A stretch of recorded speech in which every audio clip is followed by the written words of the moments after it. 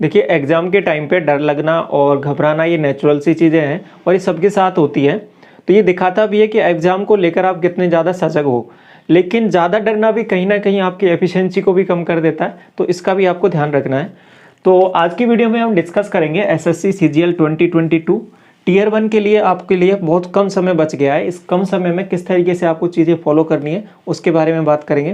देखो टाइम कम है इसलिए शॉर्ट में इस सभी चीज़ें आपको यहाँ पे डिस्क्राइब करूँगा, ध्यान से समझना है सभी चीज़ें, ठीक है।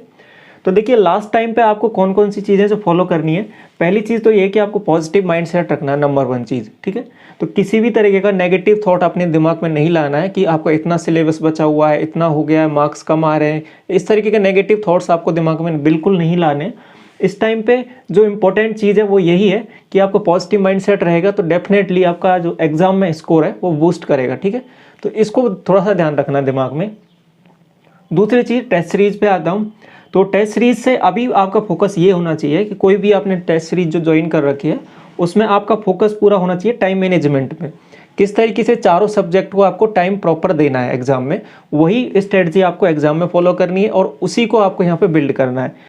देखिए आप किसी भी कम्पिटिटिव एग्जाम की प्रिपरेशन कर रहे हो उसमें mock test series important role play करती है आपके सिलेक्शन में। तो टेक्स्ट बुक के मॉक टेस्ट सीरीज़ की खास बात यह है कि यहाँ पे नंबर ऑफ़ एक्टिव यूजर्स बहुत ज़्यादा हैं, तो आपका रैंक का कैलकुलेशन और परसेंटाइल का कैलकुलेशन एक्यूरेट रहता है, तो बहुत मदद मिलती है आपको एक्चुअल एग्जाम में। और दूसरी खास बात यह है कि आप एक ही पास से अलग अलग एग्जाम की टेस्ट सीरीज़ का एक्सेस कर सकते हो।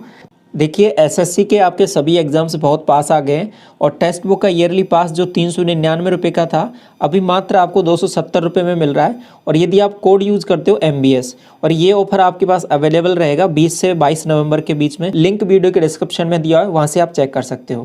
तो जितना भी आपके पास टाइम बचा हुआ है उसमें आपका पूरा फोकस टाइम मैनेजमेंट पे होना चाहिए कि कोई भी सेक्शन आपका छूट ना जाए एग्जाम में अटेम्प्ट किए बिना, ठीक है।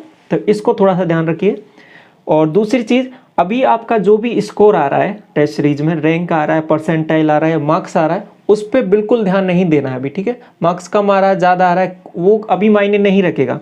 अभी जो मेन इम्पोर्टेंट थिंग ये है कि आप उसमें इम्प्रूवमेंट कैसे करना है, उसके इम्प्रूवमेंट पे आपको काम करना है, ना कि आपके मार्क्स हो गया, परसेंटाइल हो गया, ये चीज़ें अभी फिलहाल में ध्यान नहीं देना है इनका, ठीक है। तो ये इंपॉर्टेंट चीज़ होगी। तो इसलिए ये जो भी आए इसको परेशान नहीं होना है कि अभी कम आ रहा है तो एग्जाम में क्या रहेगा, ठीक है। ये सब चीज़ें अवॉइड करनी है। दूसरी चीज़ कि एसएससी सीजीएल 2021 टियर 1 के सॉल्यूशन है, ये लगभग 21 शिफ्ट है। तो इसके सॉल्यूशन मैंने आपको चैनल पे भी करा दिए, तो वहाँ से भी आप देख सकते हो। यदि ये आपने अटेम्प्ट नहीं किए तो सबसे फर्स्ट प्रायोरिटी ये होना चाहिए कि आप इनको एक बार ज़रूर करके जाएँ। पूरे 21 शिफ्ट हैं, तो यहाँ से आपके मैथ्स का हो गया, रीजनिंग का हो गया, ये सभी सेक्शन आपको एक बार थोड़ा सा गो थ्रू होकर ज़रूर देख लेना है कि एक्चुअल एग्जाम में पेपर किस तरीके से आता है, तो ये आपको पता होना चाहिए। तो 2021 के पेपर एक बार ज़रूर करके जाने हैं। आपके पास समय बचा हुआ है तो अभी भी आप कर सकते हो, ठीक है। तो एक बार ये पेपर ज़रूर लगा लें। और सॉल्यूशन इसके ऑलरेडी मैंने चैनल पे प्रोवाइड कर दिए, प्लेलिस्ट सेक्शन में जाओगे आपको पूरे सॉल्यूशन मिल जाएंगे। कुछ शिफ्ट्स के बचे हुए हैं उनको मैं अभी विदिन 2-3 डेज में कंप्लीट कर दूंगा, ठीक है। तो ये चीज़ें समझ में आ गई, ये इंपॉर्टेंट है। और दूसरी चीज़, अभी जो आपका ज़्यादा से ज़्यादा जो फोकस होना चाहिए वो आपका होना चाहिए रिवीजन पर, ठीक है। रिवीजन जितना होगा उतना ज़्यादा अभी फ़िलहाल पे जितना पढ़ लिया है उसी को ही बार बार रिवाइज करना है।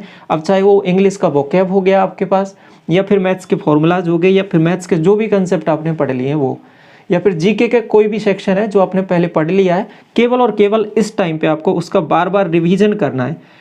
इस टाइम पर कोई भी नया कंसेप्ट नहीं पढ़ना है, ये इंपॉर्टेंट है। जैसे कि मान लो आपने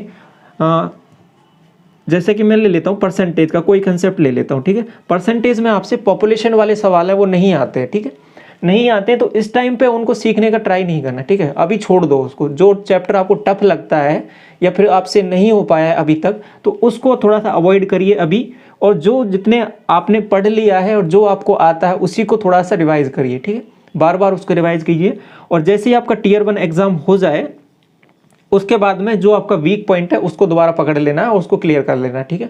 तो अभी टियर 1 में आपका जो फर्स्ट प्रायोरिटी ये होना चाहिए कि आपको एक बार टियर 1 क्वालिफाई करके रेस में अंदर आ जाना, ठीक है। टियर 1 का फर्स्ट प्रायोरिटी होना चाहिए। ऐसा नहीं कि आपको स्कोर बहुत ज़्यादा लाना है, स्कोर बहुत ज़्यादा का मतलब नहीं है यहाँ पे। आपको सबसे फर्स्ट प्रायोरिटी होना चाहिए कि आपको टियर 1 सबसे पहले क्वालिफाई करना है। तो टियर 1 क्वालिफाई करने के लिए मान लो 1% का एक टॉपिक आपसे नहीं आता तो उसको अवॉइड कर सकते हो, उससे भी सिलेक्शन, उसके बिना भी सिलेक्शन आपका हो जाएगा, ठीक है। तो फर्स्ट प्रायोरिटी ये होनी चाहिए कि आपको जितना भी आपने पढ़ा है उसका रिवीजन, कोई नया कंसेप्ट आता है, कोई नया अटपटा सा सवाल आ जाता है कहीं पे, तो उस पर ज़्यादा अभी दिमाग नहीं लगाना है, उसको अवॉइड करना है। और जो प्रीवियस ईयर के जो क्वेश्चंस पूछे गए हैं आपने एसएससी सीजीएल में हो गया, और वो सभी कंसेप्ट के क्वेश्चन उन्हीं को थोड़ा सा बार बार रिवाइज करना है। 2021 के जो भी पैटर्न के क्वेश्चन है उनको रिवीजन करना है बार बार, तो ये इंपॉर्टेंट चीज़ हो गई। और एक और चीज़ है जो आपको ध्यान रखिए कि टियर 1 केवल और केवल क्वालिफाई नेचर है, इसमें कितना आपका स्कोर कम आता है ज़्यादा आता है वो मैटर नहीं करता, केवल आपको क्वालिफाई करना है। तो सबसे पहली प्रायोरिटी दिमाग में यही बैठानी है कि मुझे इसको क्वालिफाई करना है, ठीक है। अब ये मायने नहीं रखता कि आपका मैथ्स का सेक्शन वीक है, रीजनिंग आपका अच्छा है तो रीजनिंग में ज़्यादा स्कोर कर लो, ठीक है। उसके बाद में जब टियर 1 क्वालिफाई हो जाता है तो उसके बाद में जो कमियां हैं आपकी उनको थोड़ा सा दूर करना है और फिर उनको सभी चीज़ को बराबर लेके चलना है।